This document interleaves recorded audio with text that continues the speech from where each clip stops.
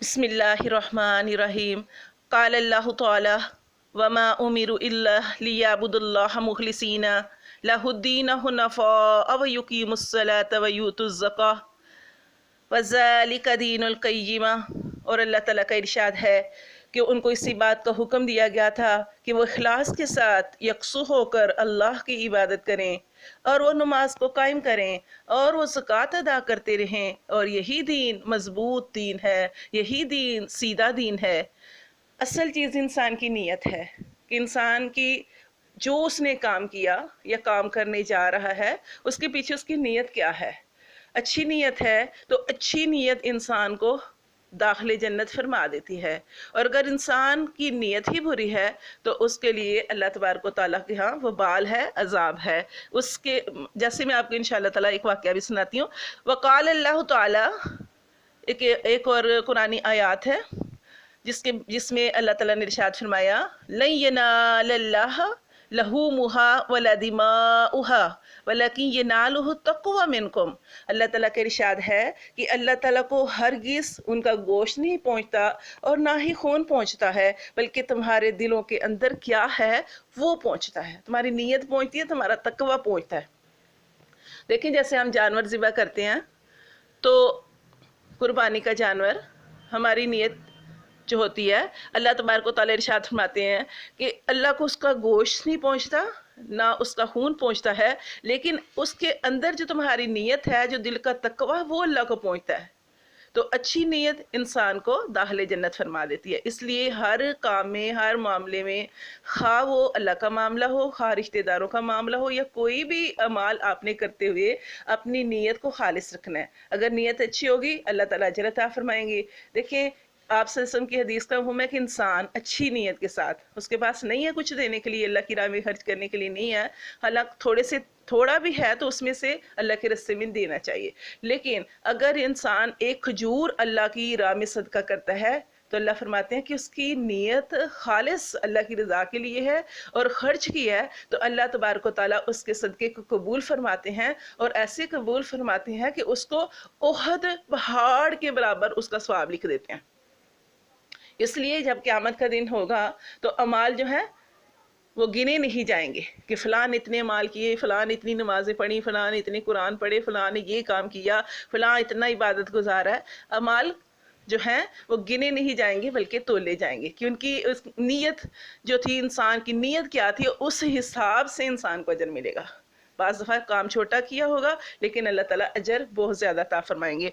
देखिए, एक और आयत है जिसमें अल्लाह ताला ने फरमाया, आल इमरान की, सूरत आल इमरान की, वक़ाल अल्लाहु ताला, और अल्लाह ताला का इरशाद है, कुल ए मोहम्मद सल्लल्लाहु अलैहि वसल्लम, आप इनसे कह दीजिए, इन तुख्फू, अगर तुम छुपाओ, माफ़ी सुदूरिकुम, जो तुम्हारे सीनों में है, औ तुबदूहु, या तुम उसको जाहिर करो, या अलमहुल्लाह, अल्लाह वो जानता है।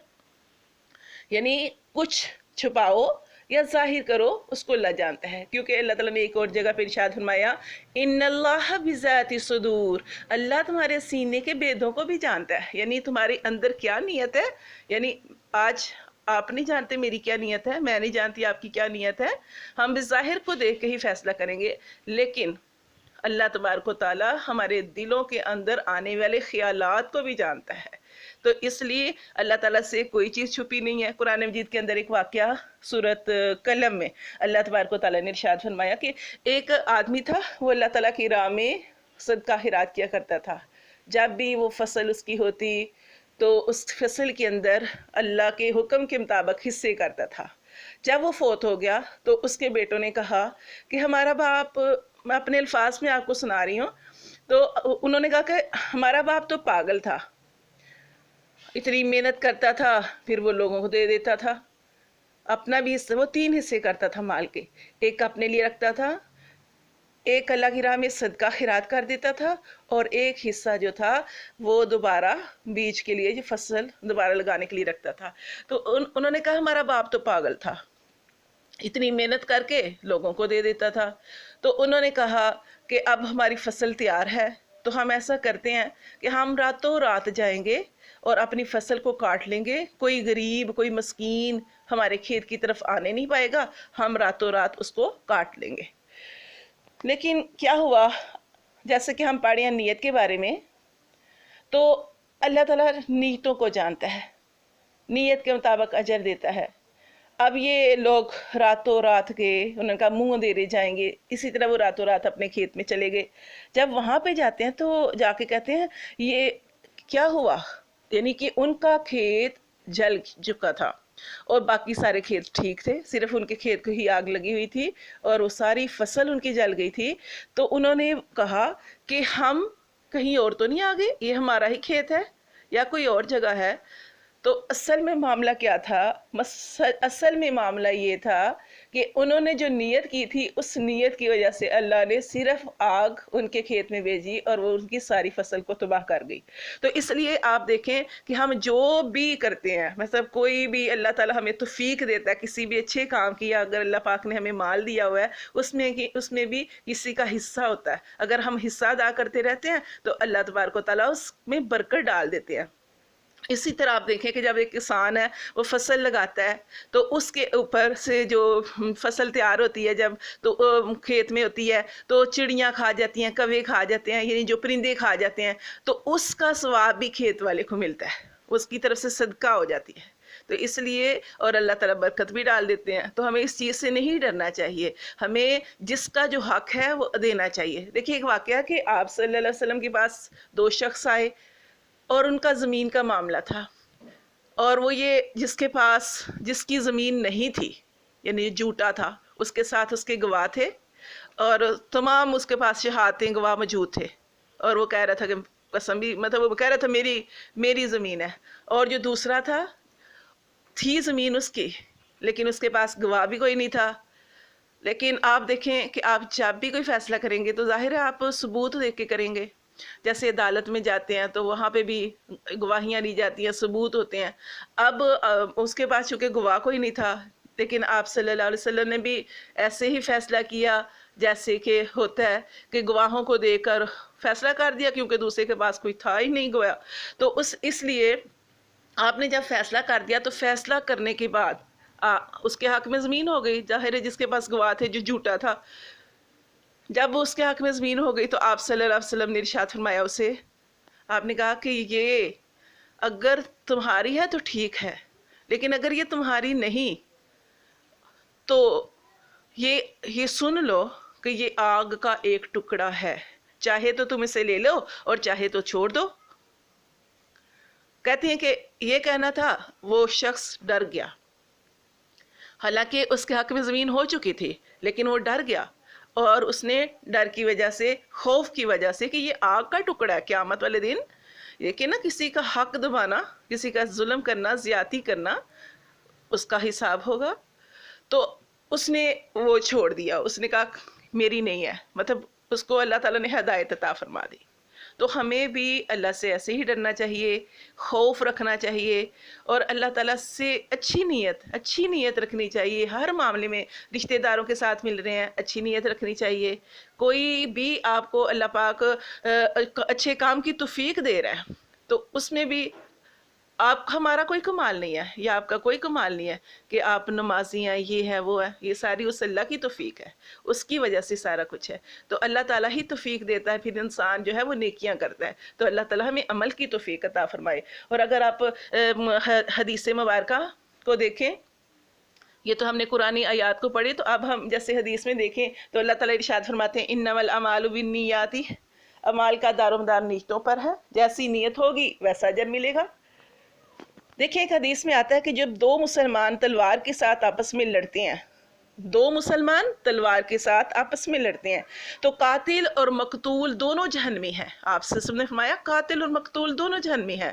صحابہ کرام نے عرض کی یا رسول اللہ صلی اللہ علیہ وسلم، قاتل کا جہنمی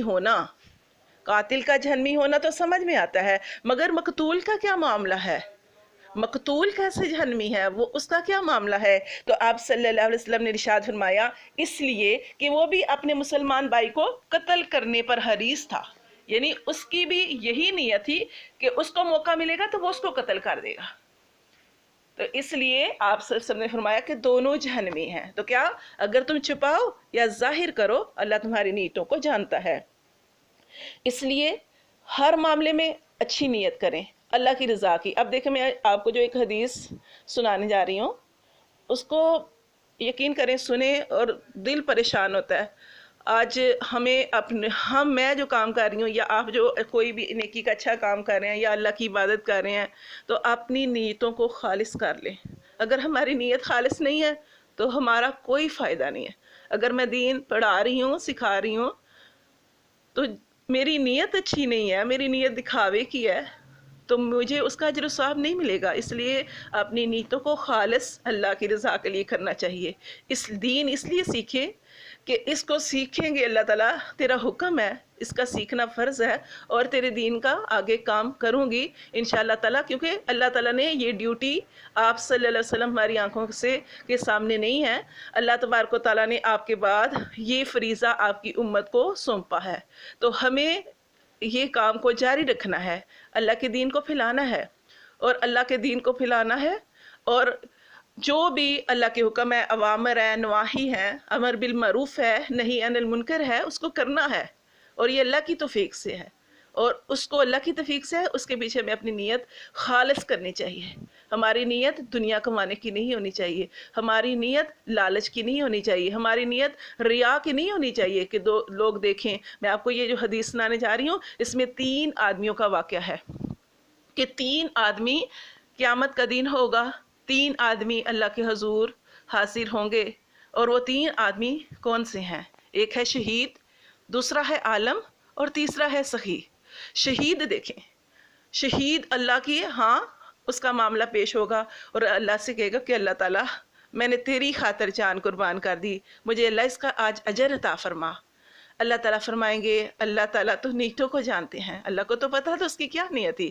اس نے یہ نیت کی تھی کہ جب میں یعنی میری جان چلی جائے گی تو لوگ کہیں گے کتنا بہادر ہے, اس نے جان دے دی. اللہ کہتے ہیں, اللہ تعالیٰ فرمائیں گے کہ جا, میرے پاس تیرے لیے کوئی اجر نہیں, اس لیے کہ تیری نیت تو یہ تھی کہ تجھے لوگ بہادر کہیں, وہ تو لوگوں نے تجھے کہہ دیا, جا میرے پاس تیرا کوئی اجر نہیں. دوسرا عالم شخص کا معاملہ اللہ کے ہاں پیش ہوگا. وہ کہے گا اللہ میں نے کتنی تیرے دین کی خدمت کی, اللہ میں نے دین کو پھیلایا, پڑھا پڑھایا, سیکھا سکھایا. تو اللہ تعالیٰ فرمائیں گے, وہ کہے گا اللہ مجھے اجر عطا فرما. اللہ تعالیٰ فرمائیں گے کہ تیری کیا نیت تھی؟ تیری تو نیت یہ تھی نا, تو نے یہ کہا تھا کہ میں یہ کام کروں گا تو لوگ یہ کہیں گے کتنا بڑا عالم ہے, کتنا بڑا قاری ہے. تو وہ تو لوگ تجھے کہہ چکے ہیں دنیا میں, اب جا میرے پاس تیرا کوئی اجر نہیں ہے. تیسرا وہ شخص سخی کا مطلب ہے سخاوت کرنے والا, مال کو خرچ کرنے والا. سخی کا معاملہ اللہ کے ہاں پیش ہوگا اور وہ کہے گا اللہ میں نے تیری خاطر فلاں جگہ پہ خرچ کیا, فلاں کی مدد کی, فلاں رستے پہ لگایا, نیکیوں پہ خرچ کیا. اللہ تعالیٰ فرمائیں گے کہ اے بندے تو نے میری خاطر کچھ بھی خرچ نہیں کیا, تو نے تو صرف لوگوں کو دکھانے کے لیے خرچ کیا. تیری تو یہ نیت تھی کہ لوگ کہیں کتنا مال خرچ کرنے والا ہے, وہ تو تجھے لوگوں نے کہہ ہی دیا, وہ تو اجر تجھے مل گیا لوگوں سے مشہوری کی صورت میں, اب میرے پاس تیرا کوئی اجر نہیں ہے, جا. اور پھر ان تینوں کو یعنی آپ اس حدیث کو پڑھیں تو انسان کا دل پریشان ہوتا ہے کہ یہ شہید, عالم, سخی, یعنی یہ آپ سوچیں. اور پھر ان کا انجام کیا ہوگا؟ اللہ تعالیٰ فرمائیں گے کہ ان تینوں کو جہنم میں اوندے میں گرا دو. کیوں؟ ان کی نیت ٹھیک نہیں تھی. دیکھیے ہم اچھی نیت کے ساتھ, سورۃ بقرہ میں آتا ہے کہ آپ کی نیت اچھی ہے اور آپ اچھی نیت کے ساتھ ایک دانہ زمین کے اندر بوتے ہیں تو اللہ تعالیٰ آپ کے اس کو قبول فرماتے ہیں, اور ایک دانے سے اللہ تعالیٰ 7 بالیاں نکالتے ہیں, اور ہر 7 میں اور ہر ایک بالی میں 100 دانے, یعنی ایک دانے سے اللہ 700 گنا بڑھا دیتے ہیں, یعنی اتنا زیادہ اللہ اجر عطا فرماتے ہیں. لیکن ایک انسان ہے وہ دکھاوے کے لیے خرچ کرتا ہے, اس کی نیت اللہ کی رضا ہے ہی نہیں, اس کی نیت صرف دکھاوے کی ہے. تو اس کی مثال اللہ تعالیٰ نے کیا ارشاد فرمائی سورۃ بقرہ میں؟ اللہ تعالیٰ نے ارشاد فرمایا کہ وہ شخص صرف جو لوگوں کو دکھانے کے لیے خرچ کرتا ہے اپنے مال کو, اس کی تو مثال ایسے ہی ہے جیسے کہ چکنا پتھر ہو اور اس کے اوپر آپ جو ہے مٹی پڑی ہو، دھول پڑی ہو، یعنی جو لوگوں کو دکھاوے کے لیے خرچ کرتا ہے اس کی تو اس کے ایسے ہی جیسے پتھر کے اوپر وہ پودا لگا رہا ہے تو کچھ بھی نہیں ہے، چکنا پتھر ہو اس کے اوپر وہ مٹی دھول ہو، وہ اس کی نیکیاں وہ جو دکھاوے کے لیے اس نے خرچ کیا وہ اور پتھر کے اوپر کچھ اگ نہیں سکتا۔ وہ اس کی مثال ایسے ہی ہے کہ جیسے تیز بارش آئے اور جو اس کے اوپر تھا وہ اس کو صاف کر دے۔ اب دیکھیں جب قیامت کا معاملہ ہوگا، اس سے بہتر ہم اپنی نیت اچھی کر لیں، اللہ مال خرچ کرنے کی توفیق دے رہا ہے، مال تو نیت اچھی کر لیں، اجر بھی ملے گا، دنیا میں بھی اللہ اجر دے گا، لوگوں کا دل خوش کریں گے، لوگوں کے ساتھ نیکی بھلائی کریں گے اپنے مال کے ذریعے تو دعائیں بھی ملے گی، عمر میں بھی برکتیں ہوں گی، صحت میں بھی برکتیں ہو جائیں گی، رزق میں بھی برکتیں ہو جائیں گی انسان تو اس لیے، اور قیامت میں بھی اس کا بہت زیادہ اجر و ثواب ہے صدقے کا۔ تو اس لیے اللہ کی رضا ہمارا مقصد ہونا چاہیے، اور اگر اللہ ہم سے راضی ہو گیا تو ہم کامیاب ہو جائیں گے، اور اگر اللہ ہی ہم سے ناراض، اب دیکھیں اللہ کو ناراضگی والے ہم کام کر رہے ہیں کیا کہ مال اس نے خرچ کیا، مال خرچ کرتے ہیں دکھلاوے کے لیے، اور جب قیامت کا دن ہوگا نیکیوں کی ضرورت ہوگی، اور جب جیسے یہ صحیح عالم شہید کو ان کو اوندے منہ جہنم میں گرا دیا گا تو دیکھیں کیا معاملہ ہوگا۔ اس لیے ہم سب اپنی نیتوں کو خالص کریں، اللہ کی رضا کے لیے کریں تو اللہ تبارک و تعالیٰ اس پر اجر عظیم عطا فرماتے ہیں۔ ایک اور میں آپ کو بتانا چاہتی ہوں کہ نیتوں کے اعتبار سے یا خرچ کے اعتبار سے 4 قسم کے لوگ ہوتے ہیں، اور یہ حدیث بھی بہت زیادہ جو ہے امپورٹنس ہے، اس کو آپ دیکھیں کہ اس کو 4 لوگوں کا اس میں ذکر ہوا ہے۔